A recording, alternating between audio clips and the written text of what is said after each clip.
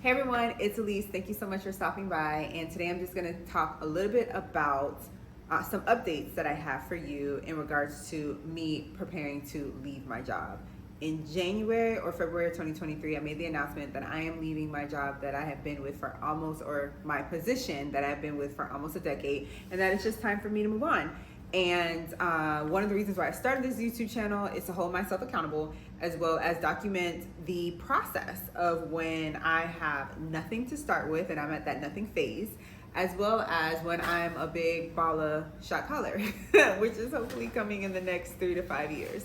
So this is my first update about preparation to leave my job. I'm thinking I'm gonna get at least 1 or 2 more in before it is like the actual day in 2023 where I can say peace out to my job and hello to entrepreneurship and being my own boss. So that's exciting. So the first update that I have for y'all is money. So in that last video, when I did talk about leaving the job, I said I wanted to save $35,000. That's my number. That's my freedom number for entrepreneurship.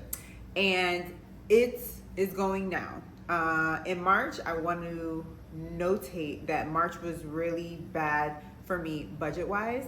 And sometimes that happened. I've been budgeting my life for at least 9 to 10 years officially. And I've learned to kind of just be okay with it. March kicked my behind. Like, no matter what I tried to do, but it just was not working. And I realized that what I did not do that I should have done is be honest with myself and admit that I needed to change my budget, because it's a new year and some things in my budget changed, and honestly they increased. So when that happens, what I should have done, which is what I did in April, is that I adjusted the true budget cost for those line items specifically. So that's why March was out of control, and then I worked really hard in April. But April, I'm good. April, I had more money, so that I was able to put to like little pet projects that I want to complete before I quit my job.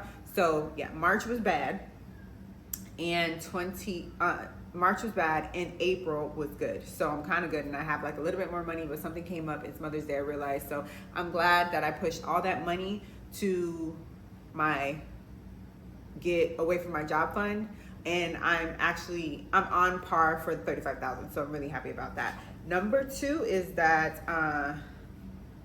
as far as an update is concerned, I just wanted to kind of reflect that it's getting harder to complete every shift that I have with my job now. And I think that's because I'm so close that I'm like, I don't want to go. I just don't want to go. But I know I can't do that because that is irresponsible, and I take pride in what I do and pride in doing what I said I was going to do.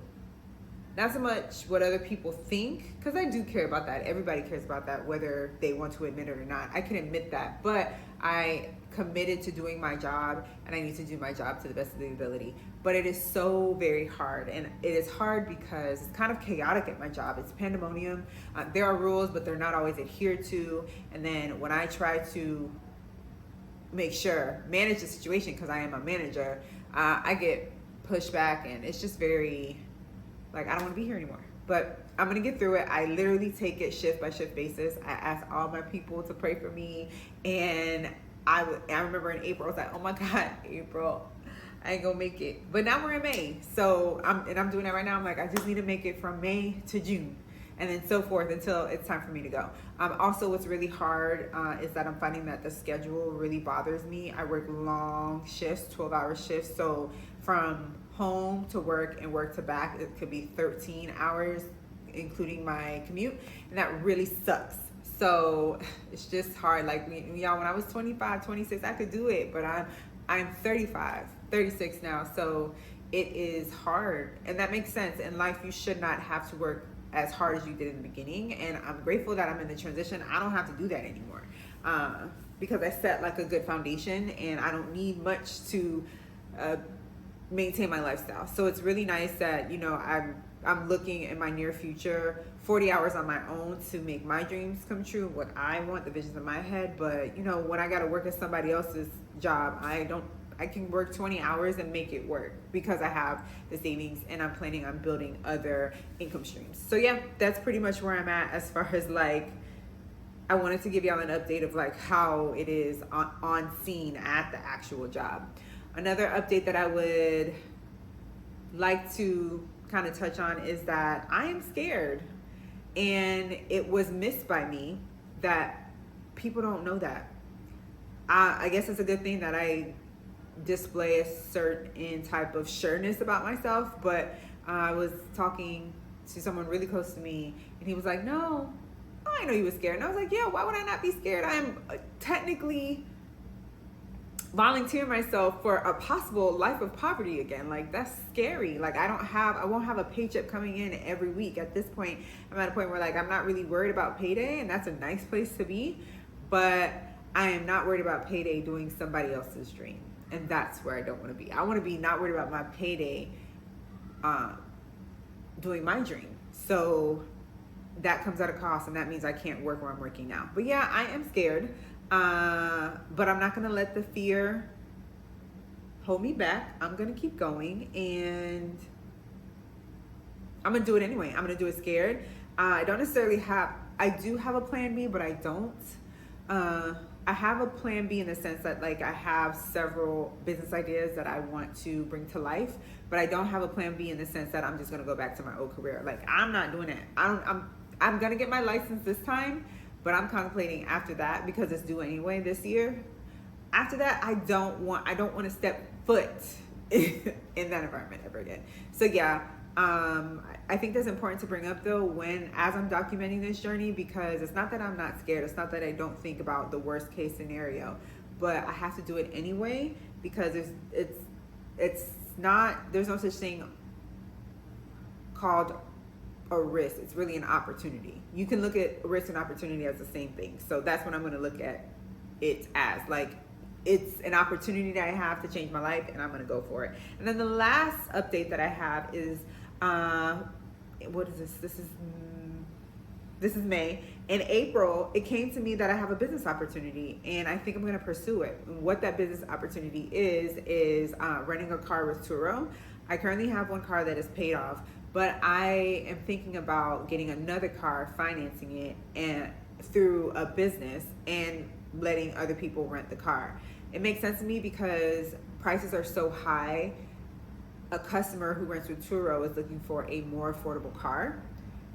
So I think there's a market for that. The car that I would get would be like a user-friendly car, a car that most customers would want on their 3-day to week excursion. So I figured, why not? Where I'm at currently, I do have the ability to have another car, and since I don't have a car payment, I can technically afford a car payment. And I've done the math, and that's kind of what convinced me. The math works.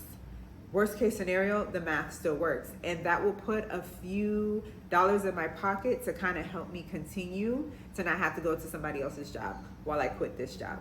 And then I can focus 40 hours on building my businesses up. So I'm pretty sure I'm going to do it. I'm going to try to meet with my accountant this month in May or June to run it by her, because I was watching another YouTube video, and what somebody said made sense, was that before you do anything, before you buy a house, before you buy a car, talk to your accountant if you have one, to see how they can finesse it legally.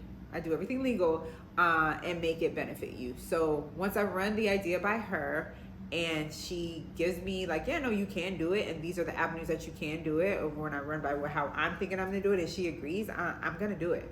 Yes, it is a risk, but it's also an opportunity, and it'll be my first little enterprise, and I'm sure I'm gonna have to learn some things, and it'll be learning curves, and I'll be aggravated in the beginning, but I also imagine, like, once I'm 1 to 2 years in it, like, how it'll be nothing to me, and I'll be making some extra money. Yeah, so that's pretty much where I'm at with it. Drop down in the comments if you know anything about Turo, if you have any advice for me, if you think it's a good idea or a bad idea. I am very interested in knowing what y'all think. I hope to give y'all another update next month.